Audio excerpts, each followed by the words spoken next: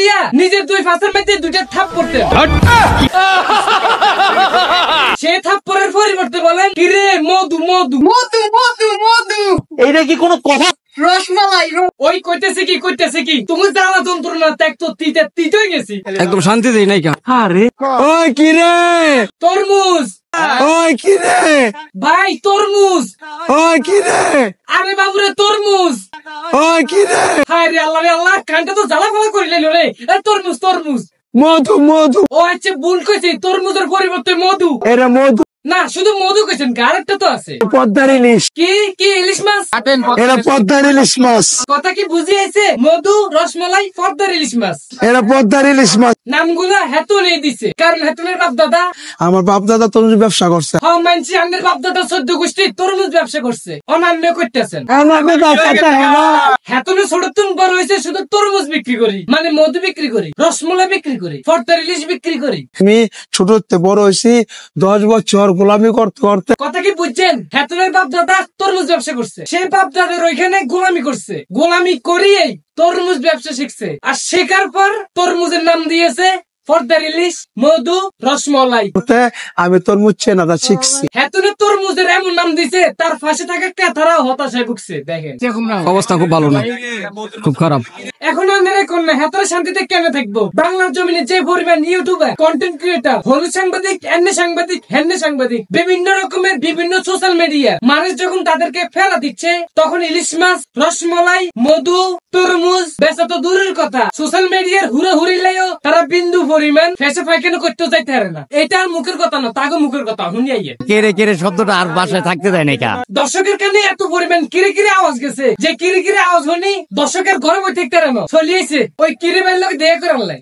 আমার কাজ ফালা হইলো, আমি এক নজর দেখতে আসছি। বাসে থাকতে দেয় নয়, শুধু এক নজর কিরে কিরে দেখার লাগিয়া কিনবো, কিন্তু উনি তো নাই। এত কষ্ট করে কাম কাজ হালাই আয় কোনো লাভ হয় না, কিরে কিরে তো চলে গেছে, আরেক জায়গায় কিরে কিরে করতো। এক সেকেন্ড দেখলাম আসলো, আসার পরে দুইটা তরমুজ কাটলো, কাটার পরে আবার দুইটাকে একসাথে কয়েকজন নিয়ে গেল। কি এক অবস্থা রে ভাই, তার বাপ দাদা তরমুজ ব্যবসা করিয়েছে, সে তরমুজ ব্যবসা করবো, হোক না সেটা মধু বা রসমলাই বা ইলিশ মাছ, তারা দড়ি কেন অন্য জায়গায় নিয়ে যেতে হইব? আহারে হলুদ সাংবাদিকরা রে, তুমি জ্বালা যন্ত্রণা আর ফাইলাম না, হারস শুধু দেশটার হুন মারে হানি তালা দিতে। ইউটিউবার কর জ্বালা অশান্তি একেবারে। দেখছেন অবস্থা? এটা আর মুখের বানাট কথা না, প্রমাণ দেখছেন? আমি মনে হয় প্রমাণ ছাড়া কথা কই না। বাংলাদেশে এত পরিমাণ কন্টেন্ট ক্রিয়েটার ইউটিউবার বাড়ছে যে ইউটিউবারদের ঠেলায় সাধারণ জনগণ হতাশায় ভুগছে। একদু যাইলে যে অবস্থা, মৃত্যু যাইলে একই অবস্থা। ভাই ভালো আছে? ভাই আপনার অতীতের কথা বলেন, আন্নান কেমনে আসবেন, আপনার হাতে কি হানি এটেলে কি করবেন, বাথরুমে যাই কেমনে বইবেন, আবার কেমনে বাইরেবেন, কেন দোষ লাগাবেন? ভাই রে ভাই, বিভিন্ন প্রশ্ন এই কিছু কিছু হলুদ সাংবাদিক ক্যামেরা একটু কথা কইলেই খালি ক্যামেরা আর তরমুজ তরমুজ তরমুজ খা খা খা, বেশি করে খা। মোবাইল হইলেই তারাই সাংবাদিক পাই, তো মিজাজ 100 মাথাটা ঠিক তাই না। তো সাধারণ জনগণের হতাশ করিস না, বেচারা সরল সিধে মানুষ তরমুজ বিক্রি করে সংসার চালায়, আর হে বেচারা ধরে তোরালে যাস গই এদিক সেদিক বীর জঙ্গলে। কদিন পরে এই ভাইরাল টপিক চলে গেলে আরেকটা ভাইরাল টপিক আইলে তোর এই তরমুজ আলারে বিদায় করে দিবেন, পরে হে কি করে খাইবো? আপনারা তো হেরে লইয়া প্রচুর পরিমাণ ভিউ কামাচ্ছেন আর বুম ভাইরাল হচ্ছেন, ফলোয়ার কামাচ্ছেন, আর সেই বিষয়কে কেন্দ্র করে অন্তর অন্তরে ডলার কামাচ্ছেন। সেই কিরে কিরে তরমুজ আলার কি হবে রে, সেটা কি একবার ভেবে দেখেছেন? সারাংশার সারমর্ম তারা কি বুঝলেন কমেন্ট করে জানাই দিয়ে। তো যাই হোক,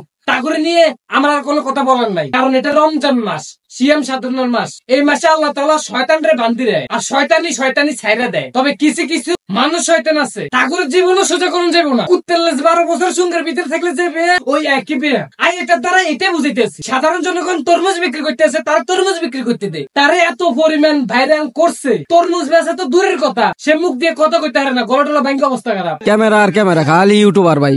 এটা হচ্ছে বর্তমান বাংলাদেশের অবস্থা। তো যাই হোক, তাগরে নিয়ে আর কোনো কথা বলার নাই। আমার ভিডিওটা আমি এখানে রাখতেছি। আপনাদের কাছে যদি তাদের কর্মকাণ্ড ভালো লেগে থাকে অবশ্যই কমেন্ট করে জানাবেন। আর আমার কথাগুলো আপনাদের যদি মনে হয় যে যুক্তি সম্বন্ধ, তাহলে আমার কমেন্ট বক্সে কমেন্ট করে জানাবেন। তো আজকে ইন্টারভিউ বাদ দিয়ে আমার ভিডিওটা আমি এখানে রাখতেছি। সবাই ভালো থাকবেন, সুস্থ থাকবেন, আমার জন্য দোয়া করবেন, যাতে করে আপনাদের জন্য আরো সুন্দর সুন্দর ভিডিও তুলে ধরতে পারি। আল্লাহ হাফেজ, দেখা হচ্ছে নেক্সট একটা ভিডিওতে। আল্লাহ হাফেজ।